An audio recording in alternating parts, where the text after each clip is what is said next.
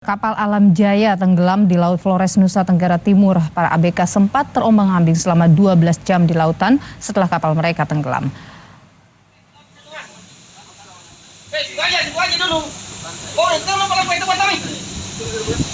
Jangan dulu. Oke, dua. Ini adalah detik-detik ke-8 ABK Alam Jaya yang tenggelam dievakuasi pada Kamis malam. Ke-8 orang ABK yang selamat dievakuasi menggunakan perahu karet milik kapal Australia yang tengah melintas hingga akhirnya dibawa ke kapal KM SAR Kamajaya milik Basarnas. Diketahui kapal Alam Jaya tenggelam di Laut Flores, Nusa Tenggara Timur setelah mengalami pecah di bagian tengah badan kapal. Selanjutnya ke-8 ABK asal Jeneponto, Sulawesi Selatan yang selamat diperiksa kondisi kesehatannya.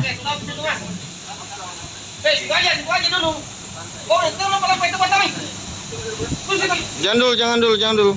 Oke, dua. Dia akan melakukan pelayaran dari Australia ke Singapura.